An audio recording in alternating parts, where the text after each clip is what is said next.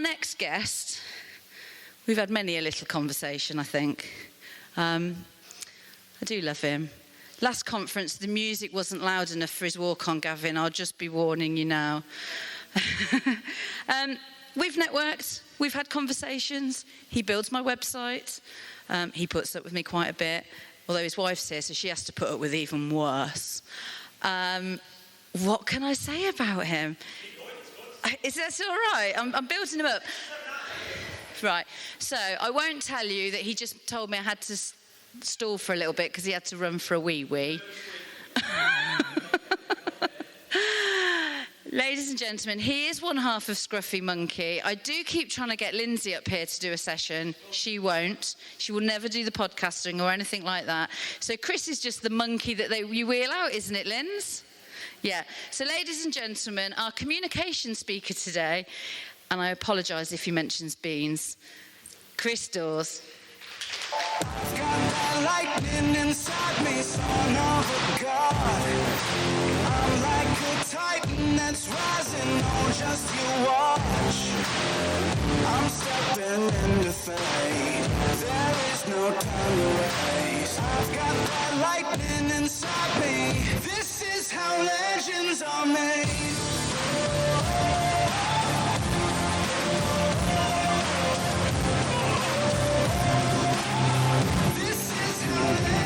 Oh, welcome to the graveyard shift. I am on the late shift. I have the added responsibility of bringing energy, noise, enthusiasm. The good job is I'm all right. I'm doing all right. There is one big question that I need answering here today. Is Amanda on glue? Is the big question that I want to know. Jesus. Dr. Frank, that's exactly what I expected from you people, children activity providers and all that. You're a bit mental, apparently. But the good news is, apparently so am I. So, good. Yeah, that's me there. I'm okay with this because they've used my transparent logo. That's good. That's good. So the brand police are happy. That's me. I am Chris Dawes. That's my wife, Lindsay Dawes. Big shout for Lindsay. Thank you very much. I give her that after she's made my tea. I give her a clap like that. Very good. Communication is what I'm talking about today. I have to say what I do first and who I am if you don't know who I am. So I am Chris Dawes. I am the father of Emma, who owns ooslime.co.uk. I've checked the orders before I came up. There are no additional orders today from anybody in the room. Get your shit together, all right, and get it ordered, okay? So what do? I am the multi-award-winning co-founder of Scruffymonkey Web Design. We own a web design business based in Bolton, and we have over 200 clients throughout the UK and beyond. We even got some in Europe because we're proper fancy. What do? We build websites, we look after them, we do workshops, we do consultancy, the whole shebang. So our clients are startup businesses right through to 20, 40, 60 million pound turnover organisations. Spoiler alert, they are all exactly the same. They have their needs, same needs and requirements. It's exactly the same process. What's stopping you working from the small ones and the big ones? Absolutely nothing, just the message you're sending yourself up here. Let's get on it, people. Yeah? Easy peasy. Communication, bragging rights. Oh, right, so a little bit behind the curtains here. So what happens is, Rachel wants a speaker. Slides right into my DMs. Chris, we need a speaker. Can you do a talk at this conference? Yeah, no worries, mate. She was expecting it on web design. Or, I said I can do a bit of mindset as well. Category already taken. I'm not as good a dancer as you, so do you know what I mean? So I said, yeah, I can do it. And I said it was for communication. And I sat on it, I thought, no. I'm not doing it on web design. Not doing it on web design at all. It's too much of an important category. It is by far, I'm sorry other speakers, I've got the best category. Without a shadow of a doubt, it is the best and most important category because it applies to everything we do about ourselves, for ourselves and our businesses. Management, marketing, automation, everything we do, mindset, it's all communication. It is the foundation of which we are as people and as business owners. The state of play of communication. I'm not here to be popular. I'm here to say what I think. I think the UK's communication skills at the moment are on its arse. I think it's in such a poor state, it is shocking.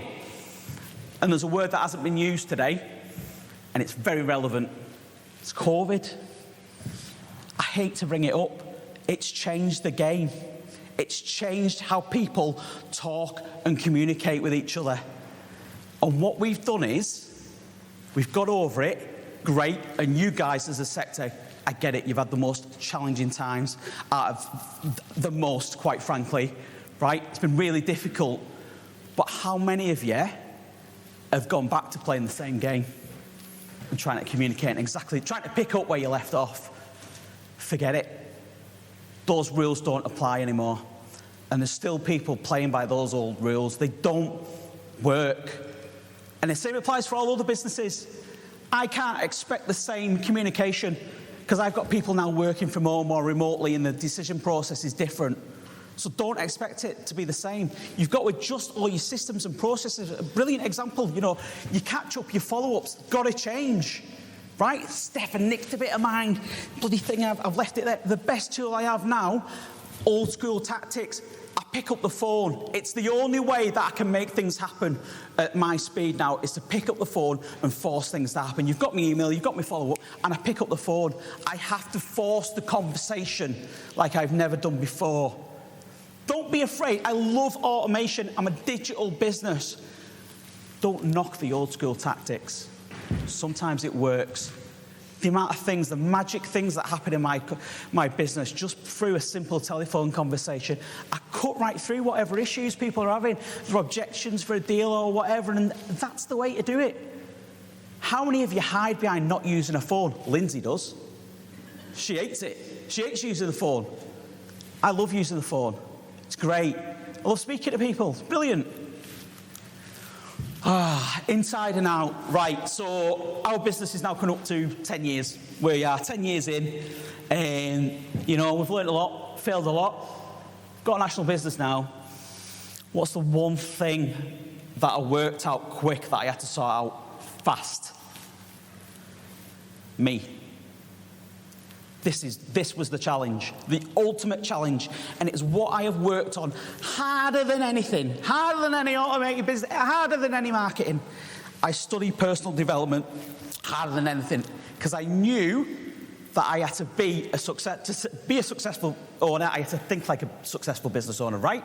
So I've changed everything. So what I call it is my default position, right? So I'm not Chris from Barrow, single parent family and no money and all that shit, right, from there.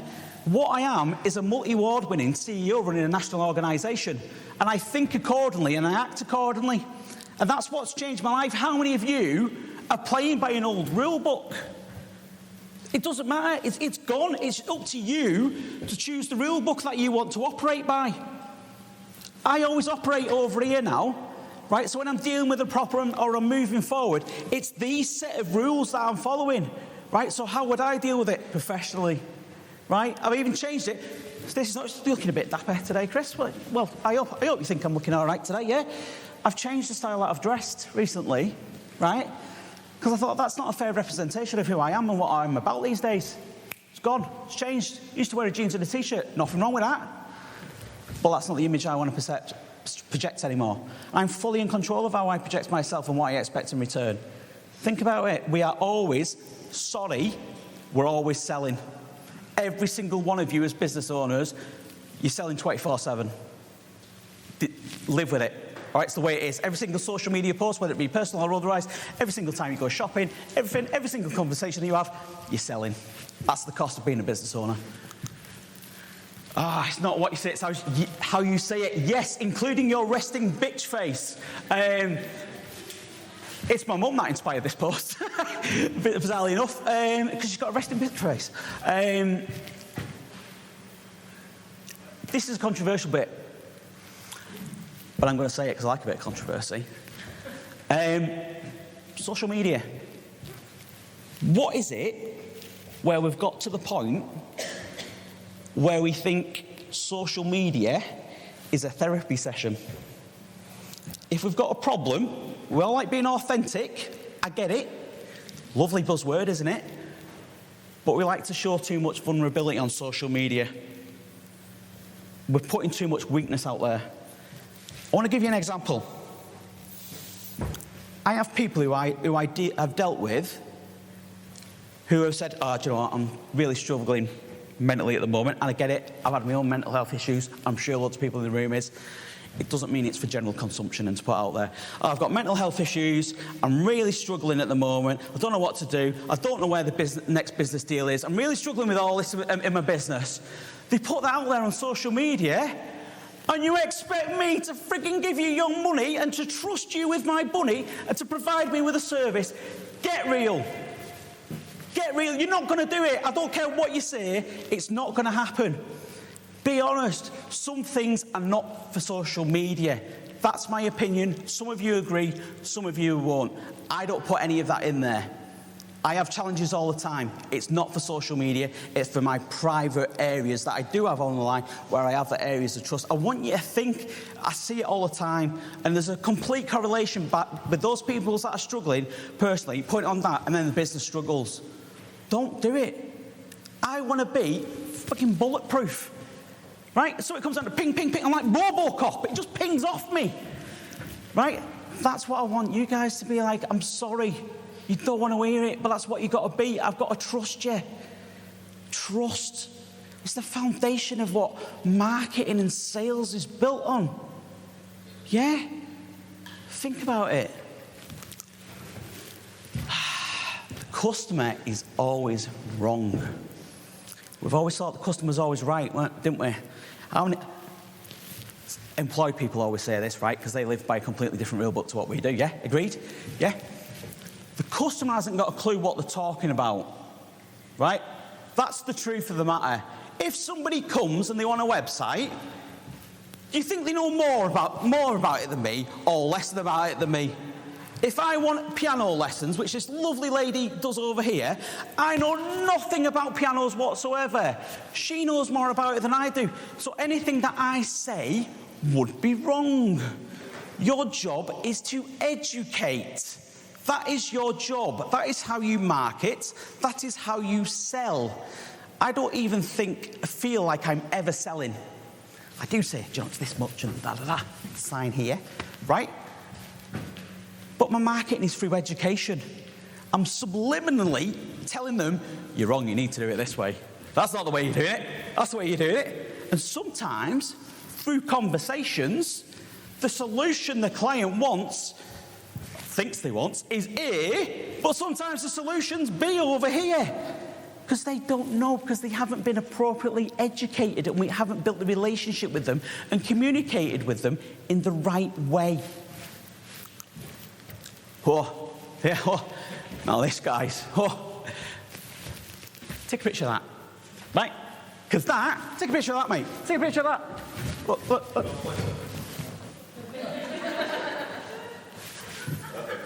Nice one. Make sure you get the shoes as well. I paid 40 quid special for that. Nice one. Right. Yeah, what was I saying? Right, yeah. Ask for what you want, not what you think you can get. What do I mean by that? How many of us, when we're in a sales environment, if I say this much, I might get the deal. If I say that, they'll say yes. No. I stopped playing that game a long time ago.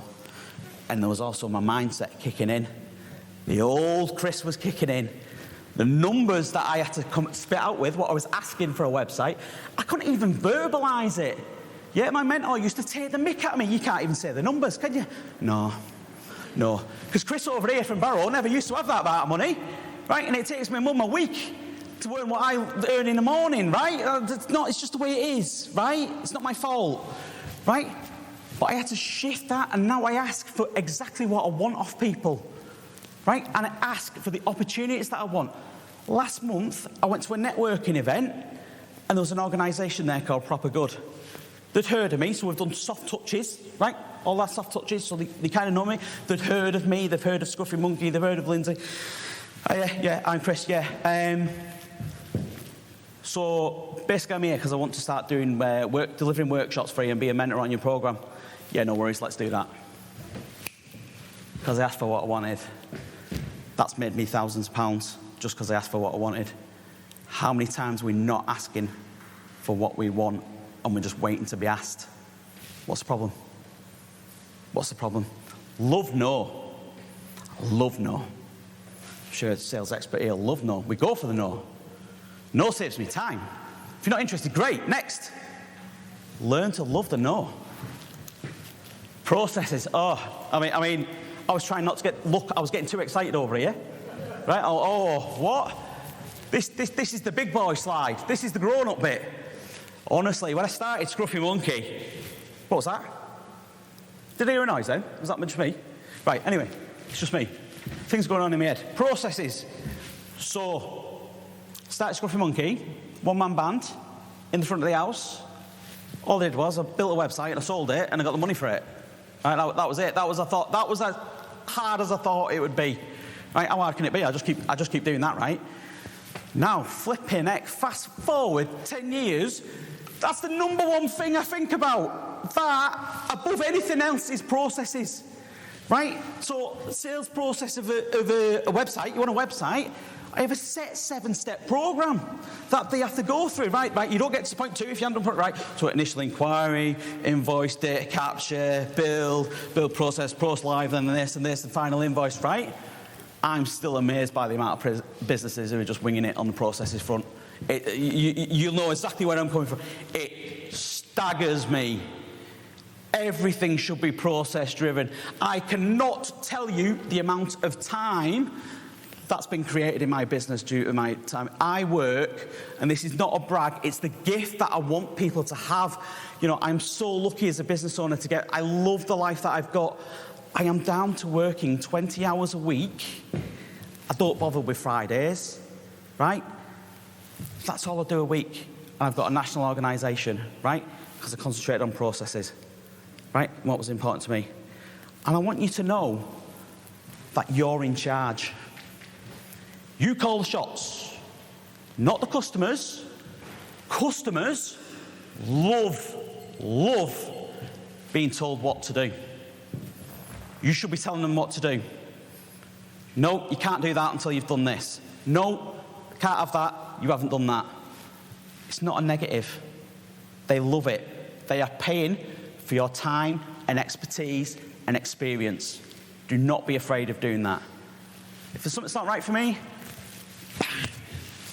gets lobbed straight back until the time's right, until you're following the process right, until you've answered my question correctly. Not mean I'm an a-hole, do it in a polite way, but I create time. Do I have to do this again? Right, beans. We need to talk about beans, right? So I forgot to mention that is actually quite relevant these days, and I've never actually shared it before, and it connects to the beans, right? Turns out, I've just discovered in recent months, I'm autistic, right? Mad. It's changed, like, everything how I see the world. It's made loads of sense of, like, stuff that I thought, oh, why is other people not thinking like I am and seeing the world like I am, right?